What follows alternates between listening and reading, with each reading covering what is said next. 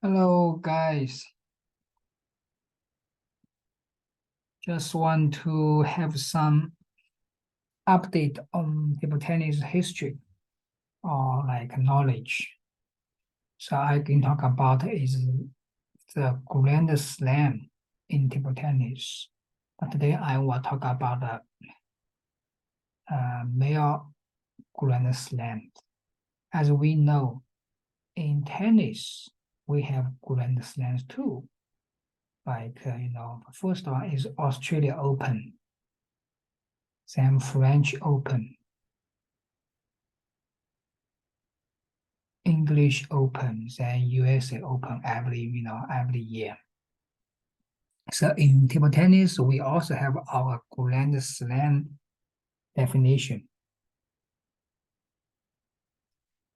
So here are the criteria to be a Grand Slam. So first, one, you have to get a World Championship title. So in World Table Tennis Championships. So this event is held every 2 years. And we know also you have to really get an Olympic Games medal. And this was held every 4 years. The most easy one is the World Cup, or now they call WTT Cup. So this one was held like every year. So from the history until now, we only have 5 main Grand Slam players in table tennis. So the first one is Geoffrey Waldner. Second one is Guolian Liu. Third one, Lin Hui Kong. And fourth one, Jike Zhang. And the most recent one is Loma or Ma Long. So the first Grand Slam in table tennis is Geoffrey Waldner. So now look at his age. He's close to 60 now. Wow. So actually, we know, people always say, oh, China is very good at table tennis, Yes, that's true. But actually, the first Grand Slam player is not from China, it's from Sweden. So, let's look at his title. So he got his Olympic medal in 1992 in single. It's in Barcelona, Spain. But he attended like 4 or 5 times of Olympics. But 1992 Barcelona, he got a champion. And in 2002, he got a silver. If you guys can remember the knowledge, the history. So he lost to Kong Hui in 2000. That's he got another silver. And in 2004, he got a fourth in single. Could you guys know who he lost to the third player? Actually, he lost to Wang Liqin. So Wang Liqin got the bronze. So he lost the bronze medal. That's for his Olympic career. And second for his World Championships. So he got his first title in 1989, gold medal. Then the other one, I believe he got another one in 1997. He is pretty good. He got so many medals in the World Championships every 2 years. Look at his career. He almost plays like 17 years from 1983 to 2001. Very active. Then look at his World Cup gold medal in 1990 single. That's why he becomes the first Grand Slam player. So second one now is from China. So after Geoffrey Waldner, all the Grand Slam players are from China. So the first Grand Slam player in China is Liu Guoliang. He is the second one in the world history, but he's the first one in Chinese history. So now he is 47 now, and he is chairman of the Table Tennis Association in China. So you can see okay, so look at his title. So actually, no, he got his first world champion, his Olympic first one in 1996. And also 1996, at the same year, he got the Olympic at Atlanta, Atlanta, United States. But, he didn't get any world championship title. So he was struggling for a few years, and finally he got his championship title in 1999, Liu Guoliang. If he didn't get the one in 1999, he will not become the first, or he may not become the Grand Slam player.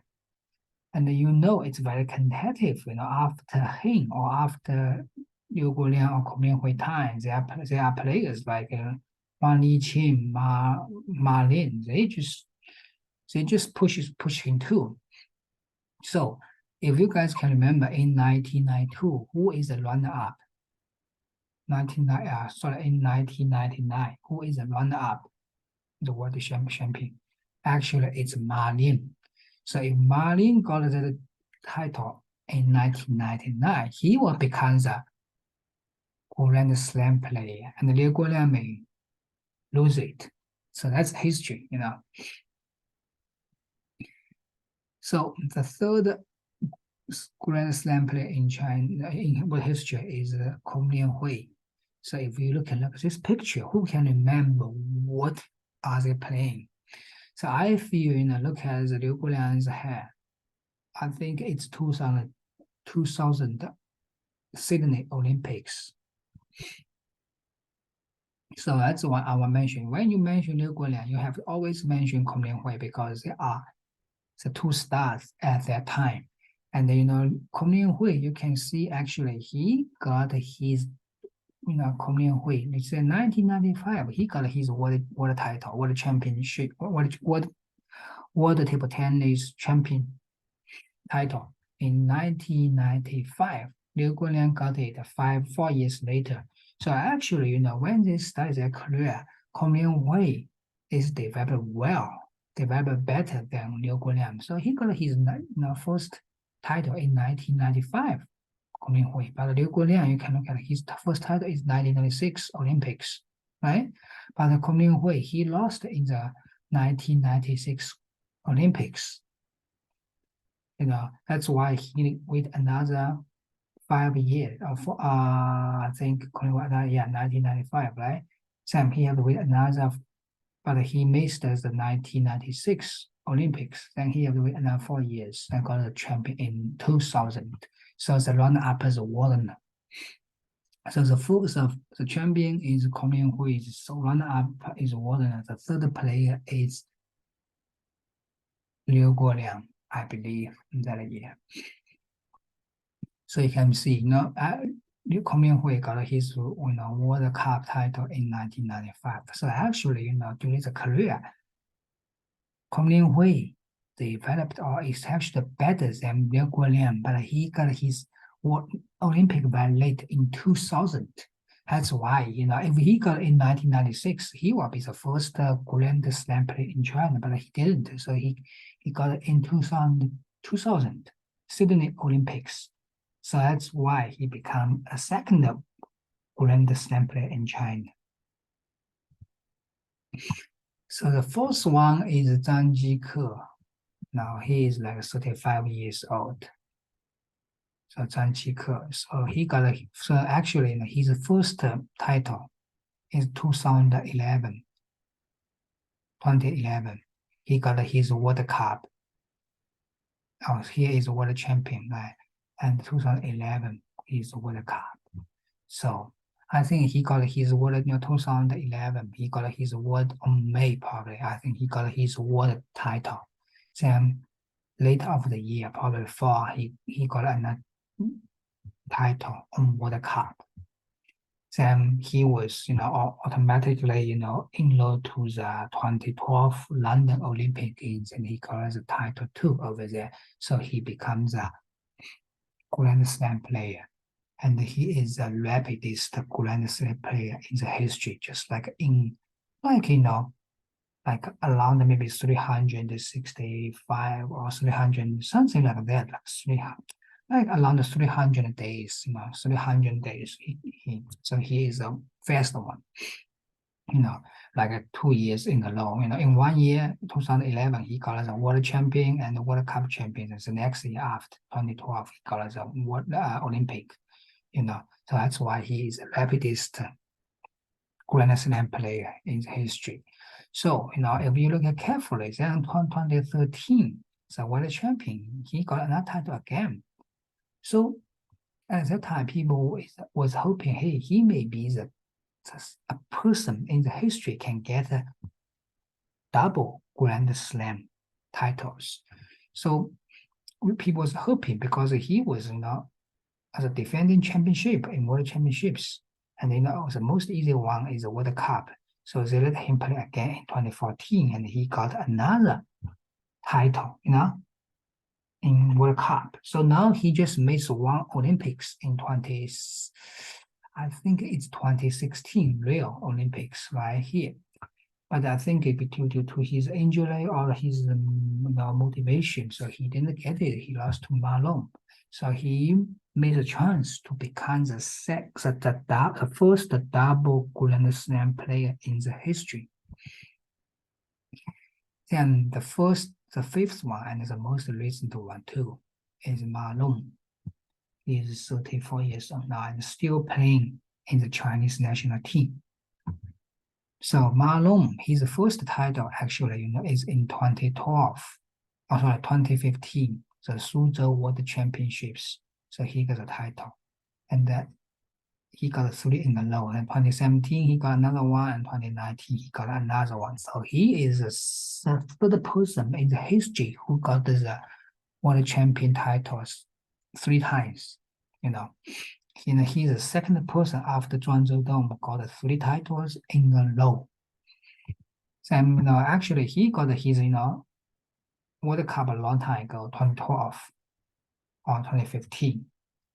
Right, but if you guys know that Malone and Zhang Jike is very like a Kong Lianhui and Liu Guoliang. They just like 2 stars at the same time. But Malone actually he developed better too. He attended the first, I think, like a single world champion, I think back to 2005. But Zhang Jike attended the single world championships is 2011. So but Malone, is not always not very mental strong. So he wait until 2015. He got the world champion title.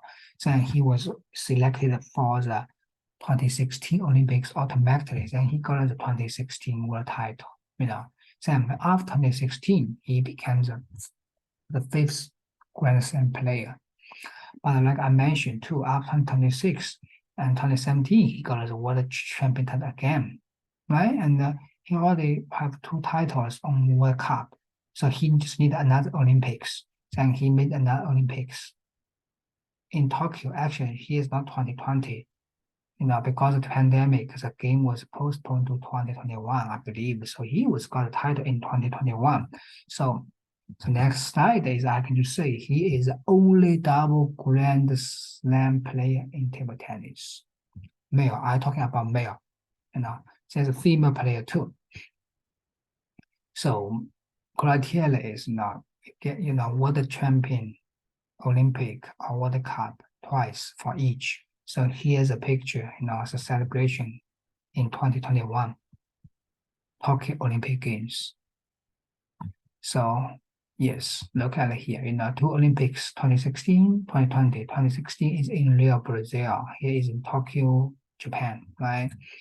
Then 3 world champion titles, 2015, 17, 2019, and 2 World Cup, 2012 and 2015. So he becomes the only double Grand Slam player in table tennis history, and the greatest player.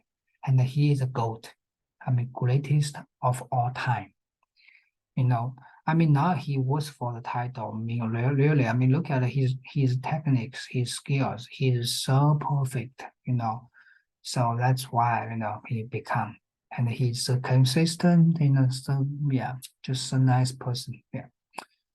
So yes, now he becomes a milestone for every players. You know, it's really hard for any players to pass him now because he has two, you know, Grand Slam, and also he have a World Championship 3 in a row. So how people can pass him? Yes. So if you like, you know, like tip tennis history, you know, please subscribe. You know, I can make another, you know, presentation, you know, on female players with Grand Slam, you know, Grand Slam. So there's another player, like female player, who also got the double Grand Slam twice. That's Zhang Yinian. So I can talk about later. Yeah. So please leave any comments. Thank you. Bye bye.